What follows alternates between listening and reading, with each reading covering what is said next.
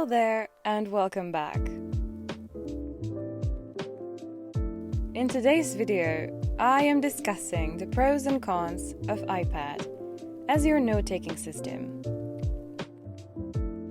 I came up with some advantages of iPad over paper notebooks, but I also added a few downsides of this method as well. Let's start with answering the question: should you buy an iPad for school? My answer is yes, absolutely yes. Especially if you are a college student. This is such a life and time saver. Some say that high school is doable with paper notebooks, while college is also doable with paper system. But in my opinion, it is so undeniably more efficient and comfortable when you are allowed an iPad. Handwriting your notes. When I was in high school, I always wanted to go digital. The problem was, typing my notes down on a laptop was never really my thing. I kept looking for a way to combine written notes with digital portability. Finally, someone answered my prayers and sent me iPad and Apple Pencil. If you love to write longhand as much as I do, but you hate the impracticality of carrying around heavy notebooks or binders, not mentioning the potential there to lose some important loose papers, the iPad is a way to go for you. Plus, you save a lot of paper. The options it gives you are, well, I want to use the word limitless here, though I know that is technically not true. Anyway, let's go with that. Not only can you use it for note-taking, but if you are a creative person like I am, you will adore the many apps you can download and use. I love them. Let's start with a total classic, Procreate. Such a great app. If you have an iPad and haven't tried this one, I do recommend it. Portability. I hated the weight of my backpack when I had to carry multiple notebooks around or a heavy binder. And I am not mentioning the textbooks. Gosh, those were especially something if we are talking about weight. And now the iPad. Just one device. If we add the case, the Apple Pencil, or other accessories, it weighs roughly 1 kilogram. But if you compare that to a bigger notebook or a binder, well, I personally used to have binders that one weighed something like 700 grams. And I used to carry around more than one. Besides, you would need a bigger backpack to fit all your classic paper notebooks and textbooks in. With iPad, you have everything in one place.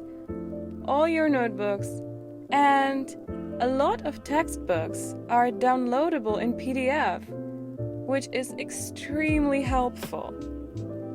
Besides, iPad fits almost anywhere. It is such an elegant device. You don't need to worry about losing some papers or taking a wrong notebook to a class. Yes, that used to happen to me, even when I double-checked the night before if I had the right ones prepared. Still, it happened that sometimes something slipped my attention. Highlighting and annotating. I know this one is a little controversial. when talking about efficiency of learning? Well, anyway, I sometimes do need to highlight a few things, and I don't know if anyone can relate to this, but highlighting or drawing something in a textbook, well, it hurts me someplace deep. It feels like destroying the book. And I know you could say that textbooks are there to be used for learning, and if highlighting and writing in them is what works and help you, then you should not regret doing it. Well, anyway, this is where the iPad comes in. I never once had a problem with it on my iPad. Since you can annotate or highlight whatever you want, but unlike in the paper textbooks, it's not permanent. You can always clear the page or the entire book if you wish. Another thing worth mentioning is annotating your lecture slides. At high school, it might not be that much of a problem. But in university, the speed with which the lecturer speaks is so much faster, and usually the topic is way more complicated. When I have to write everything down, I am always behind, and I do not write down everything I want. I am lucky to catch half of it. Here comes the significant advantage of an iPad. If your professor provides you with the presentation, you can import it into your note-taking app and write down notes directly onto the slides, or at a blank page after it. It's such a helpful thing. Sometimes there are very complicated diagrams that are impossible to copy down in the short time you have, let alone to write some explanation to it. With iPad, it's all so much easier. Synchronization and backup. Oh my, this is such a lifesaver. Let's start with this. If something unfortunate happened to your notebook, a coffee spilled on it, your dog took it for some reason as an interesting chewing toy, or you simply lost it, well, it's a bit harder to lose your notes when they are backed up on some cloud storage. It doesn't matter if it is iCloud, OneDrive, Google Drive, or something else. They all work the same. So, even if your iPad unexpectedly shuts down or gets broken, not everything is lost. You simply download it from the cloud. I'd say that's much better than frantically trying to draw your notebook and then maybe decipher the blurred and smudged mess. Besides, when you store the notes on cloud, you can access them from all your devices, let's say your laptop or phone, if you quickly need to check something. Or maybe you can use it for your digital planning. And now the downsides. The price? The initial cost is, well, extreme. And since you can't just buy a tablet and be done, you will need some additional accessories too, like Apple Pencil, probably a case, maybe a keyboard. The price climbs even higher. The thing you should take into consideration is that especially in college, there is a lot of material you need to print out. And cartridges are not exactly a cheap thing either. So over time, you will spend a lot of money on paper and printer ink. Once I ran a calculation.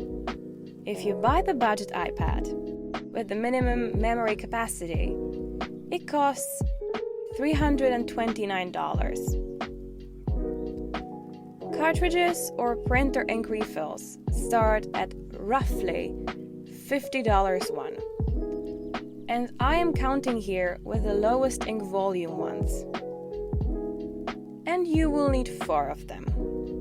That's $200. These cartridges claim to print 1,000 pages. That is when the paper coverage is 5%. I'm not sure if you know that, but that is a bit unreal. On average, you cover about 15% of the page. That cuts you down roughly 300 pages. So with $200, you will print around 700 pages. Some more, some less. And to remind you, I am not including the cost of buying a printer, and not even the cost of the paper itself.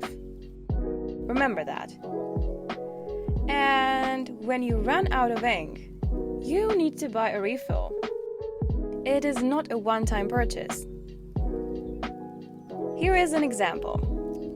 A concise version of my anatomy exam preparation were 300 pages long. A concise version. When I had to print that, I was practically half the volume of the cartridges down. And we are talking about only one subject. Bear that in mind. So maybe buying an iPad looks like an expensive fun, but putting all the factors together in the result, it is not so outrageously overpriced. Neat handwriting. Yes, this will probably happen. I won't lie to you. Your handwriting will turn sloppier and less legible. Though I personally have to admit, it's not that big of a deal. If you want to, you can buy yourself a matte screen protector that is supposed to imitate the feeling of writing on real paper. But I personally do not like to have my iPad screen matte. It might change in the future, but for now, I will stick to my shiny screen. The blue light. Since the pandemic taking over the world and the need to go digital even more than we were used to, we spend much more time glued to our devices. Let's start with how the schools began to teach the lectures and seminars online. The students are forced to look at their laptops or tablets for long hours. And how exactly will it affect us in the long run remains to be seen. But it is very important to set yourself some rules. The iPad can very easily turn from a productive device to a consumption one.